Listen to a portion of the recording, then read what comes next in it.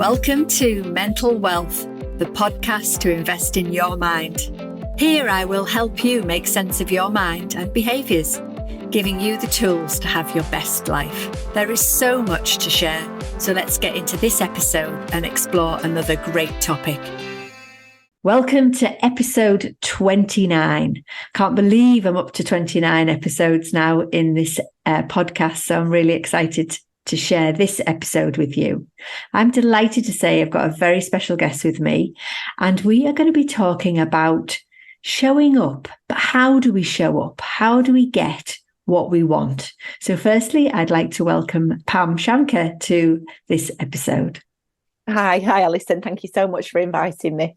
Brilliant. So tell everyone a little bit about you first, Pam, so they know who you are and who I'm sharing this space with. Yes. So my name is Pam Shanker, and I was a civil servant for many years. I was actually a civil servant for 28 years. And then in 2016, I read an article about a lady that had been really successful in property, and just thought, I'd like to do that. I didn't know anything about property other than what I'd watched on the television and what I'd seen on Homes Under the Hammer. But I just thought I'd love to do that. And by the end of the weekend, I'd found out all about her and decided I was going to give up my job and go. She was running a course to give back to women. So I just thought, I'm going to give up my job and go into and have a go at this. I was very fortunate in that I had enough money in the bank for 2 years' salary on one side, but it meant that I was in a very fortunate position that I could do that, but I had to make it work. There was no there was no choice in that. I had to succeed, but I just knew in that moment that it was the right thing for me, and that whatever it took, whatever obstacles I had to overcome, I would succeed. And I just had that unshakable belief and knowledge that it would all be fine. And so I gave up my job and went into property. And fast forward 6 years now, 7 years, and I've been buying property for myself and my family, and also helping other investors create their wealth and grow their wealth through property. And then last year, I was led into coaching. When I say led, the universe led me into sharing my expertise and knowledge with other people. And I just found after COVID, I loved talking to people. I'd missed people, as a lot of us had. And I just wanted to get into that space where, I could make a difference and serve and help other people. And so I'm now a transformative life and business coach. And I wake up every day and I feel very grateful that this is how I spend my day. Nice. So, yeah. Lovely. So all sorts of different angles in terms of what got you here, which I think is always interesting, because some people do seem to get quite hung up on, I need to know exactly where I'm going and which direction. And actually, life is never quite that straightforward, is it? And I think sometimes we need to be okay with the fact that there'll be different routes to get us to different parts. I mean, my journey was definitely that. But I think the thing that stood out for me the most with what you said, Pam, is that you knew that you would have to do whatever it took. And there's a real strength in that. But I think something I like to pay attention to is making sure that that balance for that is comfortable. Because sometimes when people make a big change, they push themselves so much that they fall off the end of the cliff and they don't succeed, versus having to know that you've got to do whatever it takes. And I think there's something in there, isn't there, about how do you balance that? If you are listening to this and you're not sure, you've always wanted to do something, it could be set up your own business, it could be go for promotion, it could be anything, actually. How do you balance that? I think that's often a challenge, isn't it, for people? It is. And I think you have to be clear on your vision. So when I say clear on your vision, you have to have an idea of what it is you're trying to achieve. It doesn't have to be crystal clear at the outset. It becomes clearer as you take the steps. steps. But then as well, you just have to have faith that you will be led in the right direction. And if you take one step at a time, then the next step will be clearer. I liken it to a staircase into the sky, and I'm walking up that staircase, and I can see my vision is up there. I can see it. Some parts of my vision are super, super clear, and other bits are a little bit hazy, and I need to think about a little, that needs to become clearer. But the step that I'm on right now is really clear. There's no mist or any clouds on the stair that I'm on. But the next step, there's still some mist on there, and if you just imagine this staircase going up with clouds coming down, and then what happens for me is that the next step just becomes clear. As you're taking this step, then the next step will become clear, and then I step onto that, and then the next step will become clear. And it's just all about taking one step at a time and not trying to fast forward too much, overthink too much, get too ahead of yourself. Yes, no, understand where you're trying to go, and then just take one step at a time. I think that's so powerful, isn't it? Because we can get so stuck thinking we need to be going faster or pushing even harder, and actually just being okay with where you are, the step that you're on right now, and being able to kind of balance yourself, if you like, and think, I can see that this bit is right, and I'm going to do this bit, I'm going to focus on that. Because otherwise, what I notice then is if people, like you say, overthink it or think too far ahead, because the brain hasn't got a reference, that's when the self-doubt can start coming in. That's when you can start questioning yourself, and that holds you back just in itself, doesn't it? That pausing. So for me, I love your metaphor, and I think it's really powerful to just know that, it is going to be a bit cloudy, a bit higher up, but let's just take each step as it comes. Yes. And it forces us then to do what I'm really keen for us all to do, is to chunk things down. So, and I like the fact that you're saying, I know I'm clear on this, and then next is the next. Absolutely. Yes, yeah. And I like to reverse engineer things. So where do we want to be in 5 years' time? Where do we want to be in 2 years' time? Where would we like to be in a year's time? And then even down to the next month and the next week, and what can I do today? So it's very much about just take one step a day, whatever it is and however small. I'm doing some marketing at the moment, and every day I just go in and connect on Facebook for a period of time, and whether I just take one step a day in terms of all my goals. Just keep moving, because it's progress, not perfection. I think that's really nice, isn't it, to remember that anything is potentially progress if you're asking yourself, what's the one small thing that I can do today for my bigger goal or my chunk of my goal, rather than have something needing to be perfect or something that is not quite what you think it's meant to be, but what might it lead you to? And I think that's where we need to get more brave to do that, don't we? Yeah. It is about having faith. The thing is that I believe that anybody can have anything. It doesn't matter who you are, your age, your gender, or your background. You can be, do, and have whatever you want with a clear vision, a plan, and you take action. And I know, we can say, oh, well, I'm never going to go to the moon. No, you're not. But if you're really into the moon, then you can actually go and do other things that might satisfy that objective. We can. If you want to start a business, you can. If you want to, you can do whatever you want, literally. So I'm working with a lady, as you know, I'm a coach. I'm working with a lady, and in the period of time that we've been working together, she's in her mid-50s, and she's decided she wants to learn to swim. Brilliant. It's about looking at where do we want to be in the future? Imagine a clean piece of paper, literally a white sheet of paper. You've no constraints. You can make it up as you go along. You can literally just create something new and just play with that. And then, yes, I know we've got our current lives and we've got a lot going on, but how do we go from here to there? and transition and take everybody with us that needs to come and all the things that need to come with us? How do we transition so that we're moving to this space where, you know, we're living in joy and we're living doing the things that we want to do, because we don't have to do the same thing in the same way day after day after day. And a lot of people have fallen into that trap. And I did for 28 years. I was going to be there till the day I retired. So I had another 20 years left. And it was this wake up that I had. And I just thought, you know what, I could do this for someone else for another 20 years, or I could actually go in all this great energy I've got, I could actually go and do something for me. So I did. I love it. Yeah, so it's just challenging that you don't have to do things in the same way. Yeah, I think so. And I think it's checking, isn't it, with the inner voice, that little voice that might be just listening and hearing you.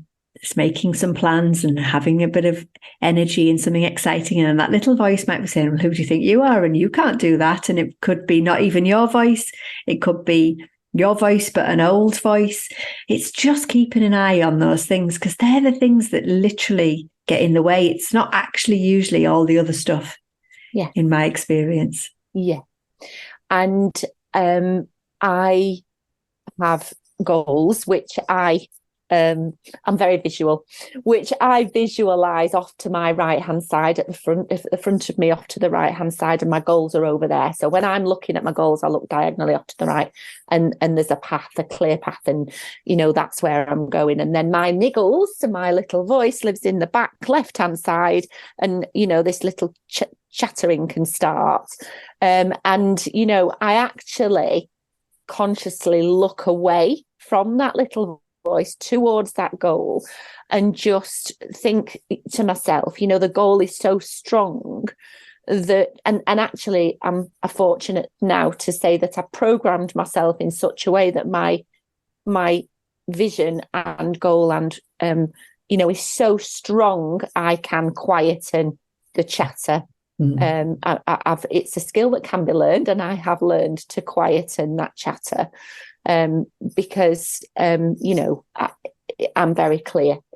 That's louder. One is a lot louder now than the other. Yeah. And I think that brings me to something that I talk a lot about, is being focused on what you want.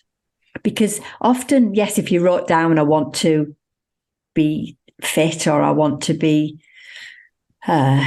successful, or you know, that's all kind of things, but what then the noise and the thinking often is all around what you don't want. So why do you want to get fit? Well, I don't want to be ill. Why do you want to be successful? Well, I don't want to be skint. Or you know, and people end up spending all their time in the other side of it, don't they? And they lose themselves because they're so focused on what they don't want to have happen. Yeah. And one thing that I do with my clients, because it's all about starting where you are, and we always start with success. So talk about fitness as that being an example. You know, I would get my clients to have a look at, you know, what's gone really well up to now. Where are we and what's going really well? You know, you might walk to the bus stop, you might do an extra 5 minutes doing this, or you might, you know, even walking the dog, or whatever it is that you're doing, or those healthy choices that you're making. You know, we might not be perfect, but we might be taking some really great steps and some really great actions. So write those actions down. What are we doing really well, and what can we celebrate?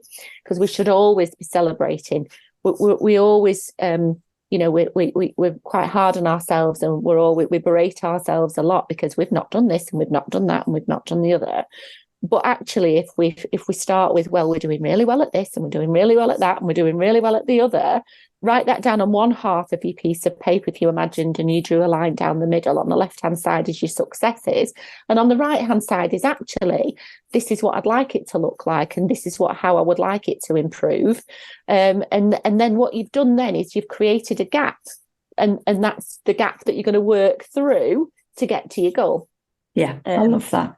So it's so important, isn't it, to acknowledge where you are and what is good, because again, we're wired really to be focused on what we haven't achieved, what we haven't got, what we haven't been able to make. You know, a lot of people out there, I work with a lot of people who are finding themselves just stuck in that routine thinking of, oh, well, this hasn't happened. That hasn't worked out very well. That hasn't been what I wanted it to be. And in that, when we're in that space, that's where we often miss opportunities. Yeah. We miss the things that are going to help you because you're too busy either down in the dirt, in the hole. I call them rabbit warrens. We're stuck down this rabbit warren and we can't see anything possible, options, available things. So when we are able to look and be really clear on what it is that you're aiming for, then so many opportunities come, don't they? Absolutely. And you have to, I think this is why it's so powerful to connect with your goals. Spend some time really sitting down and thinking about what will make your heart happy. What will you really enjoy doing? And then I would invite people to focus on those every day. Literally just have a look at if they're written in a book, if they're on a vision board, literally just look at them every day. And then step into the feeling of actually having achieved that. And then what that does is it just keeps those goals at the forefront of your mind. And you're actually, your reticular activating system is then going to filter in those opportunities that are linked in with those goals, where rather than what would have happened previously, it would have filtered them out. If it knows that you're looking for something and you're focusing on something, it will filter in those opportunities. So the opportunities were probably always there, but you never saw them before. It's like when you buy a red car or a red Polo specifically, on the day you buy it, you see 10. On the day before, you probably didn't see any. It's what your mind is focusing on. And one other thing that I would say is that in terms of being positive and negative, whatever you look for, you will find. So you will get confirmation. The universe and the world will give you confirmation of whatever it is you're looking for. So if you're looking for negative things in life and things are not working out for you, then you will find proof of that. But if actually you go out with a more positive frame of mind and look for positives, then you will actually find them. You will find. I always think our thoughts are like a torch. Whatever you're thinking, you shine a torch on. So if you're thinking of possibility and options, then you'll see stuff and think, oh, that might work for me. And if you're thinking, oh, nothing ever works for me, I'm not going to get any luck here, things don't happen, do they? You don't find that car parking space. No. But I think the other thing that I would like to just chat about is remembering, and again, it's all stuff that I say all the time, but remembering if you are going to show up in your own life, in the version of your life that you want to create. So we've got the things, we're focused on the things that we want to have in your life. That means opportunities will come. I think the other thing that I think is really important for us to say here is if you are going to be taking a bigger step, a small step, I don't care what size the step is, whatever it is that you're trying to achieve, it might feel and probably will feel uncomfortable. Because if you are comfortable, it means you're not stretching. It means you're inside your comfort zone. There's nothing new there. Mm-hmm. So often I'm working with people and reminding them that something that they're talking about doing feels a bit, ooh, I don't know, can I do it? Great. That just means you're on the edge of your comfort zone. Yeah. And that is a place that we've got to get more comfortable being. Otherwise, we just stay the same, don't we? And we will be doing the same thing with different day. Absolutely. And I love the way that you describe that on the edge of your comfort zone, because that I feel it. I feel it in the same way. I look at it as though it's a breakthrough. I get a mixture of fear and excitement all mixed up together. And when I get that feeling and it's like, oh my goodness, you just think, and it would be so easy to turn around and go the other way. But actually, because I've got this vision off to the right-hand side, I just keep thinking, well, that's the next step. And I'm not going to get beyond that unless I take that next step. So I force myself to just get through it. Obviously, be kind to yourself as well. But, just take the step. And make that breakthrough, and oh my goodness, the reward of actually having done that. Yeah. Yeah. Brilliant, isn't it? I mean, I think this is the thing. We don't like discomfort. We don't like fear. We don't like to feel unsettled. We don't like to have uncertainty. Human brain is a certainty making machine. But if you're going to do something new, fresh, there is no reference. So guess what? It's going to feel a bit uncomfortable. You're going to have feelings of uncertainty, of fear even. You might feel very vulnerable.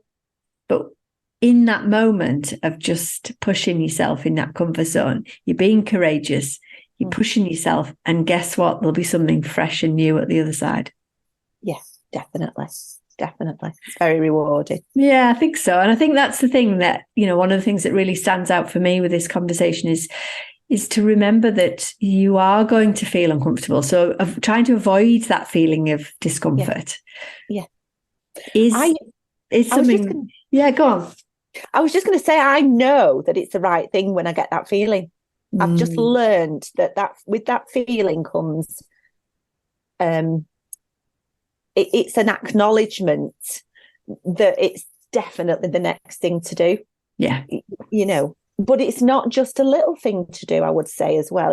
It's to recognise that this isn't a little thing to do, that this is actually quite a big step.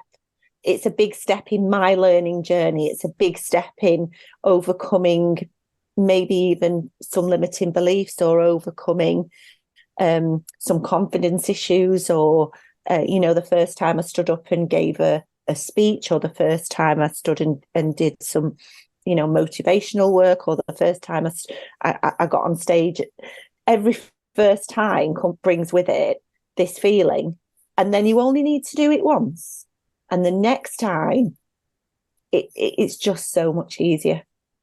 And that's it. You can look back on life. I always remind people that you might be nervous about doing something new tomorrow, but look at all the times that you've already done all those breakthroughs. Absolutely. Hundreds and hundreds and hundreds of them. Yeah.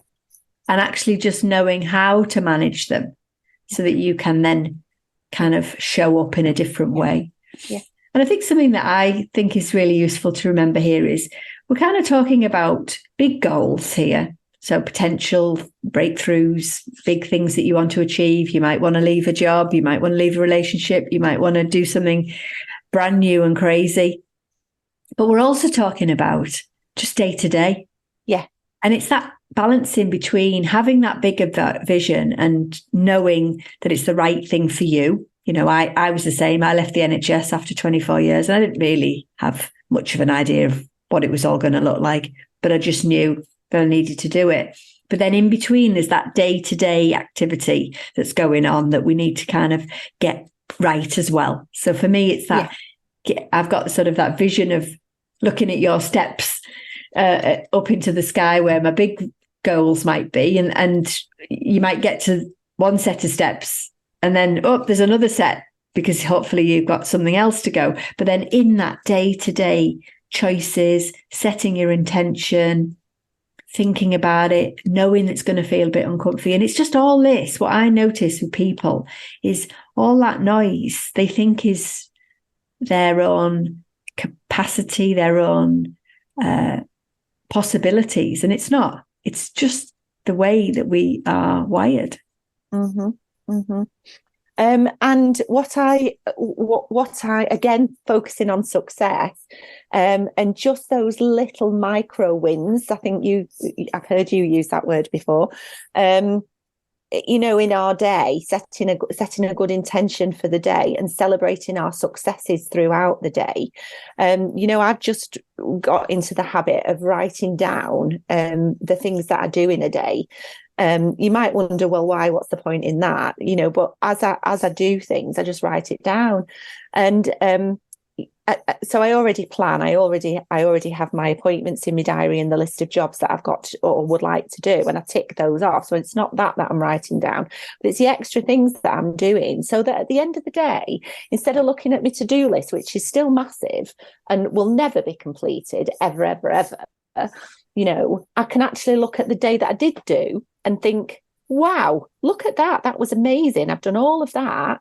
Let's celebrate that success, in all those micro wins and all the extra bits that I've done and everybody I've fitted in and spoken to and all the big chunky work I've done.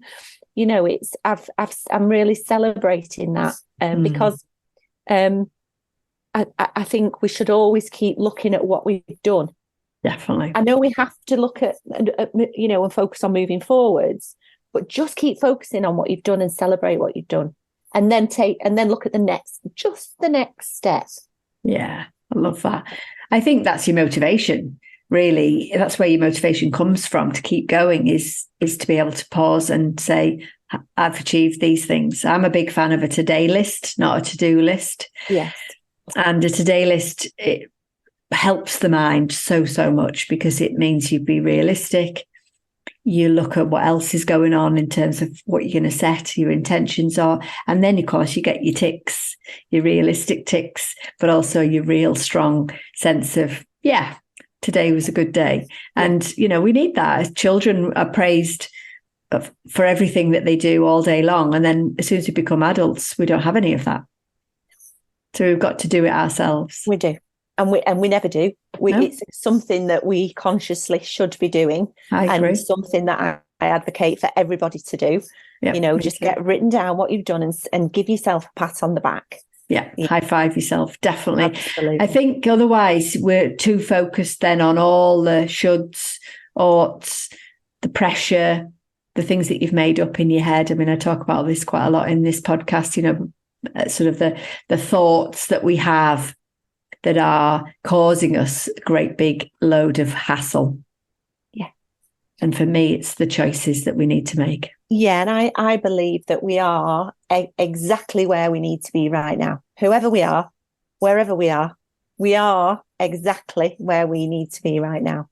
And, we're here as a result of everything that's gone before. And today we can choose to do something different tomorrow. But celebrate where we are today because we are who we are because of what's happened and where we are. I find a sense of calm when I actually say that to myself. I am exactly where I need to be right now. It actually makes me feel calm. Yeah. It's quite nice. Yeah, I think some people struggle with that because if they are in a space that's not good, not a healthy space. And for me, I would always help them then be able to think, okay, what am I not doing in this space that's good for me? What am I doing too much of that's not good for me? Because otherwise we do feel quite trapped and quite stuck. And obviously that's something that isn't a good space to be in. But there's usually something that you're doing in any situation that actually is causing you more of a problem than the actual situation. And that's the bit that I feel we have choices and control over that then changes up the outcome. Yeah. But I think, I genuinely believe that too, Pam. I think, all things happen for a reason. Yeah. The good, the bad and the indifferent. Yeah. And being able to pay attention to maybe the why, which I love to help people stay curious as to why they might be in this situation. Why might this be happening for you right now? And there's usually something really meaningful that's been brought to their attention. And sometimes that can come from your physical body. Sometimes that can come from your mind. Sometimes that comes from your behaviours and the way that you are doing things. And to ask the question, what do I need right now to get to this place that I would like to be? Yeah. And I think that can be really that drilled down. What do I need today? What do I need right now? I was working with somebody this morning and, what she needed to do was actually take a day off. It was as literal as that. It was, she was tired. She was not sleeping very well, not feeling like she was performing to her best ability. And actually she had a course she was trying to do as well as her work, and she actually just realised, I just need to take the pressure off myself and take some time off. Absolutely. And then when I asked her how you feel now, she was like, relieved. Oh, yeah. And that's what she all needed to do is, what do you need right now to be able to get yourself out of this. And it isn't necessarily an answer to the big questions. It's just that right now. And that's where your motivation lives. That's where your kind of good stuff lives. And I think sometimes when we're running faster and faster and faster and faster, and we can feel ourselves going at this pace, but it's not letting up and it's just going faster. I think in my experience, the best thing for me to do is just to stop and step off. Yeah. And walk away, actually, you know, and go for a walk, or go and, you know, go out for a couple of hours, or, you know, go and do something to switch off all this action. You know, I mean, I am, you know, have these goals and I'm working towards them, and you know, sometimes you can just keep pushing, and that just gets just louder and faster and quicker, and actually in that space as well, you're not allowing things to happen to you. You're forcing the issue all the time. So there are things that are going to come to you naturally.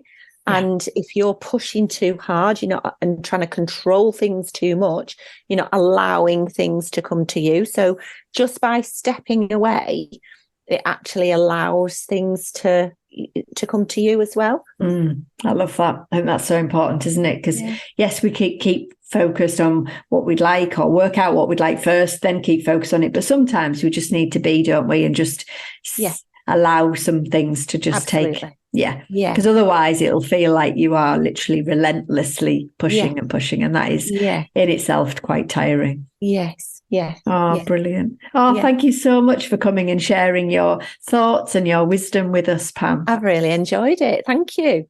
Brilliant. So we've got all your details in the show notes so that people can find you. But I'd love you to tell everyone quickly about your cafe. Oh, yes. So I run the Universe Cafe, which is a pop-up cafe. It's in North Manchester in Rochdale once a month. And I also run a weekend retreat with that twice a year.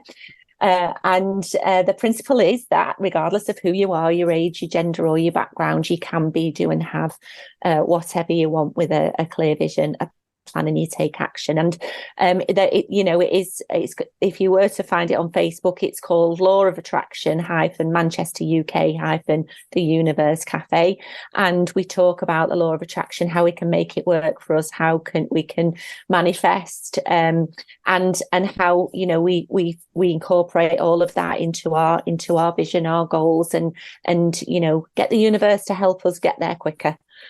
So we all share synchronicities.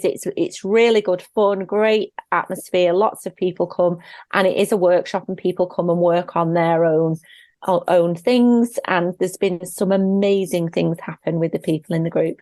Oh, I love that. Yeah. Brilliant. A nice ending, nice positive ending for this episode. Yeah. Brilliant. Thanks so much, Pam. Thank you. In next week's episode, I'm actually going to share the space with my very good friend, Naomi Victoria, and she and I are going to talk about Christmas, but we're going to talk about the fact that it doesn't have to be perfect. So I hope you can join me then. Thank you for listening and sharing in this episode of Mental Wealth. Remember, you can subscribe wherever you get your podcast. My last question to you is, what is the one small thing that you can take action on from this episode? Message me on Instagram or through our website with questions you'd like me to explore. You'll find the links in the show notes. I'll be back with more tools and tips to make sense of your mind in the next episode. In the meantime, be kind to yourself. Bye for now.